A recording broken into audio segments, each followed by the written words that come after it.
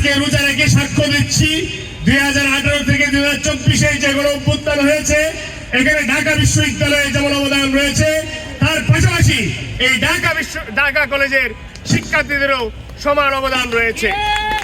যখন 2018 সালে সেই কোটা সংস্কার আন্দোলনে এই ঢাকা কলেজে ক্যাম্পেইন করতে এসেছিলাম, তখন ছাত্রলীগের বাধার সম্মুখীন হয়েছিলাম।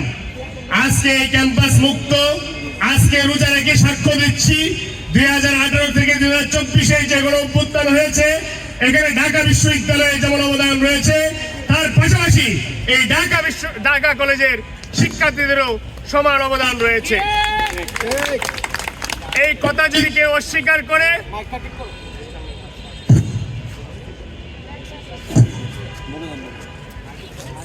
উপস্থিত আছেন, আসলে আমরা দেখি যে 7 কলেজ আন্দোলন আজকে একটি সেন্ট্রাল ইউনিভার্সিটিতে রূপান্তরিত হয়েছে।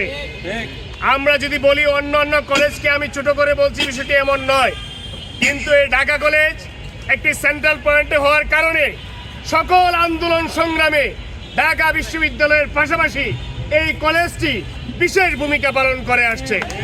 এটি অস্বীকার করার কোনো সুযোগ নেই। কোটা আন্দোলন বলেন, নিরাপদ সড়ক আন্দোলন বলেন, যে কোনো আন্দোলন বলেন, আগামী দিনেও আমি বলতে চাই, আমরা দেখেছি যে বিভিন্ন চাকরির ক্ষেত্রেও এই প্রাণের প্রতিষ্ঠানটি ঢাকা কলেজ, তারা কিন্তু আজকে খুবই অগ্রণী ভূমিকা পালন করছে। এসআই পরীক্ষা, বিসিএস সহ বিভিন্ন প্রতিযোগিতামূলক পরীক্ষায় তারা কিন্তু খুবই ভালো করছে।